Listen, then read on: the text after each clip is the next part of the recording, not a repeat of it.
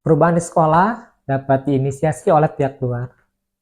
Namun, perubahan yang jauh lebih penting dan berkesinambungan akan datang dari dalam. Roland Barthes dalam bukunya Improving School from Within. Assalamualaikum warahmatullahi wabarakatuh. Saya Erik Adi Subagja. Izinkan dalam 5 menit ke depan saya memaparkan rencana program sekolah, salah satu program yang kami inisiasi dan menjadi salah satu program prioritas untuk dilaksanakan dalam 1 tahun ke depan. Ketika kita berbicara tentang program sekolah, maka pertanyaan yang paling mendasar adalah program sekolah yang seperti apakah yang dikatakan program yang tepat itu. Menurut hemat kami, program sekolah yang tepat itu merupakan sebuah program yang menjadi titik temu antara kebutuhan murid dan juga aset modal yang dimiliki oleh satuan pendidikan, dan tentunya selaras dengan visi satuan pendidikan tersebut yang selalu menempatkan murid sebagai muaranya, murid sebagai ujungnya, atau dalam kata lain, program yang selalu kecap merupakan akronim dari Sanggar Murid Belajar Keterampilan dan Kecakapan, sebuah program yang hadir, yang kami gagas dengan semangat untuk memenuhi kebutuhan murid dan tentunya selaras dengan aset yang kami miliki. Ada beberapa poin yang menjadi trigger atau menjadi pemicu kenapa program sambal kecap ini penting untuk kami gagas dan kami implementasikan. Seperti kami sangat menyadari betul bahwasanya setiap anak, setiap murid itu punya keunikannya masing-masing, mempunyai karakteristik, minat, dan bakat yang berbeda. Oleh karena itu, sekolah melalui program-programnya harus mampu memfasilitasi dan mewadahi keunikan murid tersebut. Ditambah lagi, di era sekarang, di abad 21, dan di era Society 5.0, keterampilan murid dan kecakapan murid haruslah menjadi suatu concern yang harus dikembangkan dalam program-program sekolah. Setidaknya, murid memiliki keterampilan 6C, ditambah lagi kecakapan problem solving, kecakapan digital literacy, dan juga kecakapan kolaboratif. Diharapkan program ini mampu untuk mengakomodir berdasarkan analisis refleksi yang telah kami lakukan, bahwasanya program yang selama ini kami gagas atau kami jalankan belum sepenuhnya mendorong kepemimpinan murid atau student agency. Dalam hal ini indikatornya pelibatan murid seperti voice, choice, and ownership dalam setiap kegiatan atau program yang kami jalankan. Kemudian kami juga merasa bahwasanya aset yang kami punya belum dioptimalkan, belum teroptimalkan.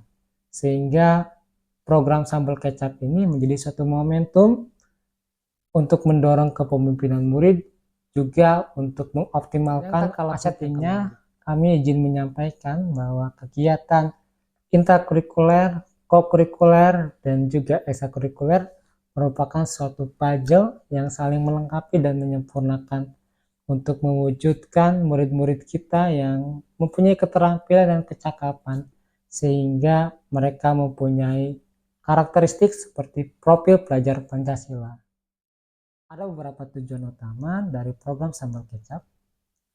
Yang pertama, program ini hadir untuk memfasilitasi pengembangan diri murid, keterampilan dan kecakapannya.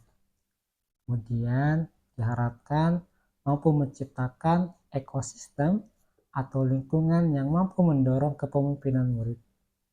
Serta dengan diterapkannya program sambal kecap ini, aset atau sumber daya yang dimiliki oleh satuan pendidikan dapat terkelola secara optimal untuk kepentingan murid. Dan tentunya program sambal kecap ini untuk mewujudkan profil pelajar Pancasila. Tentulah untuk mencapai tujuan dan hasilnya sesuai yang diharapkan, perlu langkah-langkah strategis dan juga langkah-langkah yang konkret. Berikut langkah-langkah dalam pelaksanaan program sambal kecap.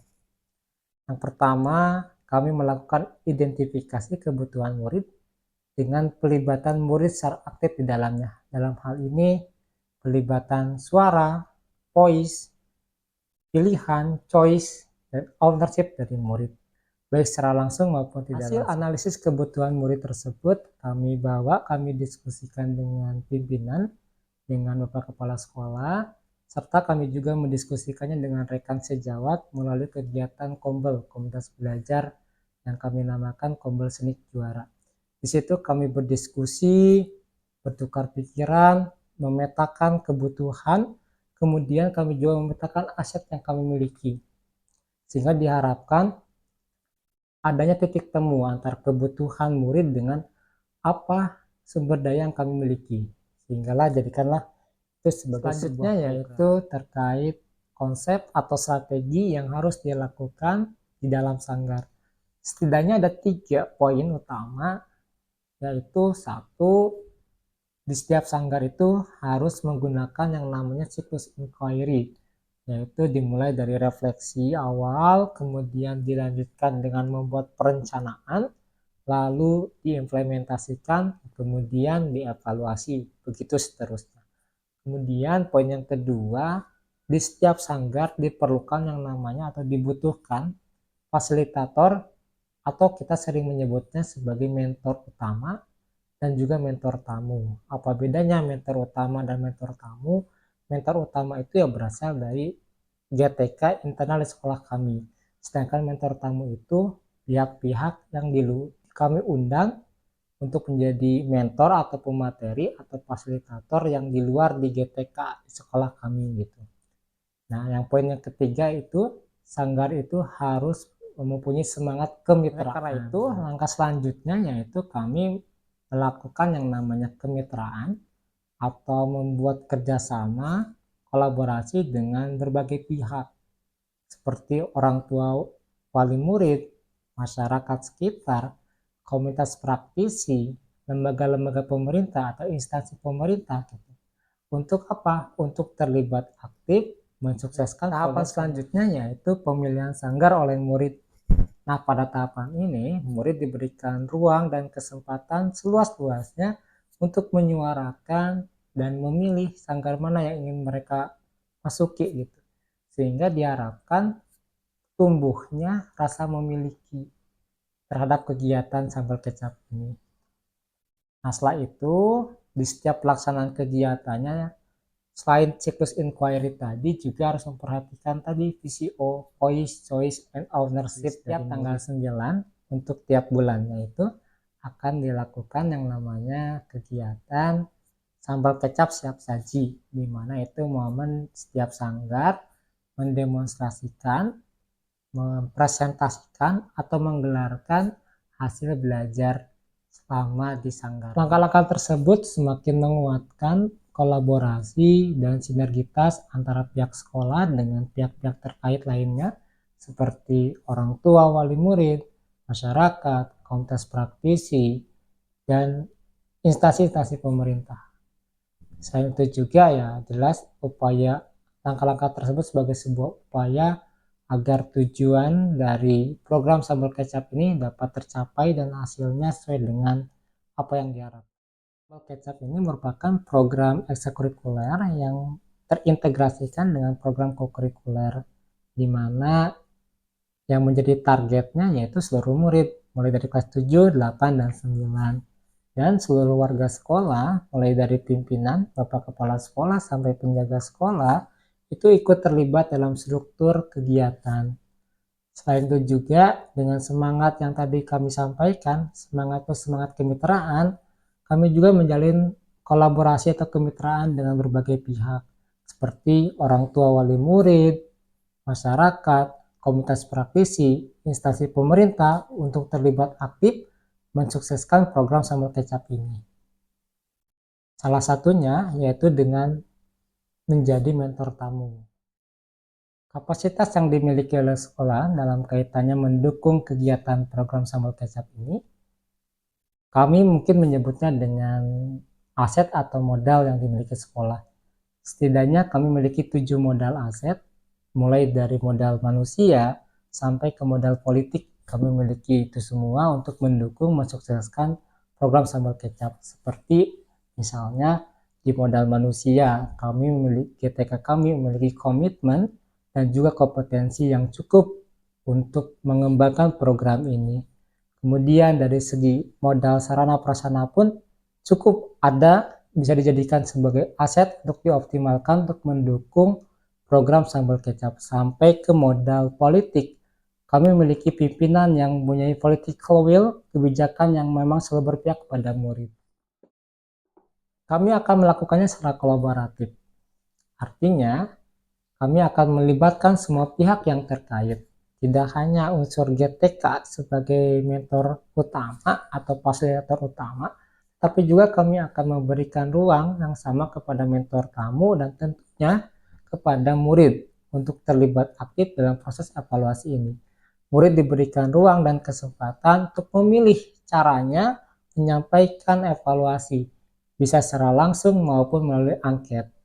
Kemudian di setiap tanggal 9 ada namanya kegiatan program sambal kecap siap saji, di mana itu pun bisa dijadikan instrumen evaluasi terkait program sambal kecap ini untuk melihat sejauh mana progres peningkatan keterampilan dan kecakapan murid.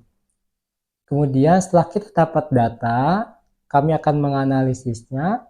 Setelah itu kami akan menyampaikan kepada pimpinan kami, kepada Bapak Kepala Sekolah, untuk meminta saran, perbaikan atau peningkatannya. Kemudian kami analisis kembali, didiskusikan lewat komunitas belajar. Hal ini akan terus berlangsung siklus ini. Untuk tantangannya mungkin lebih kepada saya melihat masih ada potensi inkonsistensi atau adanya ketidakkonsistenan dukungan dari pihak yang terlibat, terutama dari mitra yang menjadi mentor tamu. Oleh karena itu, sebagai solusinya, sekolah harus tetap mampu menjaga hubungan kemitraan dengan terus menjaga komunikasi yang intensif dan juga sehebat apapun sebuah ide, tapi kalau tidak diimplementasikan, itu hanya akan sebatas oleh-oleh intelektual semata. Begitupun dengan program, sehebat apapun perencanaannya, kalau tidak diimplementasikan, ya itu percuma saja. Mari kita melangkah, selangkah demi selangkah, tapi konsisten melakukannya, insya Allah itu akan memberikan efek positif yang luar biasa. Terima kasih atas perhatiannya. Assalamualaikum warahmatullahi wabarakatuh.